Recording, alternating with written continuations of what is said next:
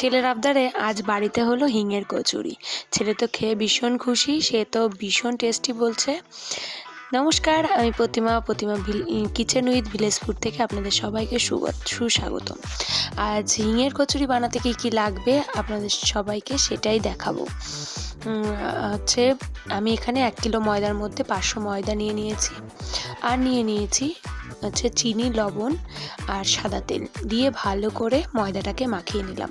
দেখুন ময়দা হাতের মধ্যে মুঠো হয়ে যাচ্ছে, আর চাপ দিলেই আবার গুঁড়ো হয়ে যাচ্ছে। এত সুন্দর করে ময়দাটাকে প্রথমে ময়াম দিতে হবে। তারপর এই যে মাখিয়ে একটু উপর দিয়ে তেল দিয়ে ময়দাটাকে ঢেকে রাখবো। ঢেকে রেখে এবার পুর বানানোর পালা। পুর বানানোর জন্য আমি নিয়ে নিচ্ছি 1 কোটো হিং আর 1 প্যাকেট ছোলার ছাতু। 1 প্যাকেট ছোলার ছাতু দেবো না, প্রথমে আমি তাওয়া বসিয়ে নিলাম, কারণ এই টাইপের তাওয়া হলে আপনি ওই ছাতুটা আর হিংটা ভাজতে আপনার সুবিধা হবে। আপনার অপশনাল, আপনার বাড়িতে যা আছে আপনি তাতেই করতে পারেন, আমি এটাতে করলাম। কড়াইতে কালো জিরে আর হিং ফোড়ন দিয়ে তার মধ্যে নাড়াচাড়া দিয়ে তার মধ্যে দিয়ে দিলাম ছোলার ছাতু। এবার দিয়ে দিলাম একটু হলুদ, দিয়ে দিলাম চিনি, নট লবণ, কারণ লবণটা আমি দেওয়া আছে, ওই ময়দাতে দেওয়া আছে। এবার হয়ে গেল আমার পুর বানানোটা, নামিয়ে নিচ্ছি। বেশ ভালো করে শুকনো করে, যেমন খামির মারে আটা সেইভাবে খামির মেরে এই জিনিসটাকে নামিয়ে নিতে হবে। বেশিক্ষণ লাগবে না, একটুখানি সময়ের মধ্যেই শুকিয়ে যাবে। এবার আমি ওই পুরটাকে দেখুন কি সুন্দর নরম হয়েছে ময়দাটা, হাতের মধ্যে নিয়ে একটু রাউন্ড রাউন্ড শেপ দিয়ে পুরটাকে দিয়ে ভালো করে মুখটা মেরে ব্যাসের উপরে ধুয়ে দেবো।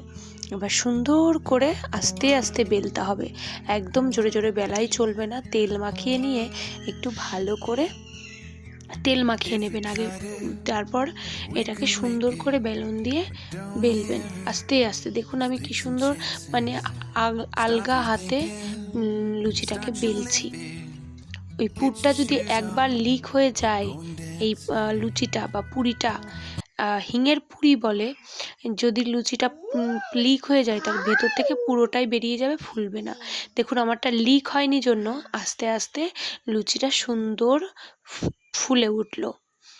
এবার একটু লাল লাল করে ভাজছি, কারণ আমার ছেলে আবার সাদা লুচি খেতে পছন্দ করে না, একটু লাল লাল করে খেতে পছন্দ করে। এই দেখুন কি সুন্দর হয়েছে, আর ভেতরের পুরগুলো দেখলে তো আপনারা অবাক হয়ে যাবেন, চারি সাইডে ছড়িয়ে আছে পুরগুলো।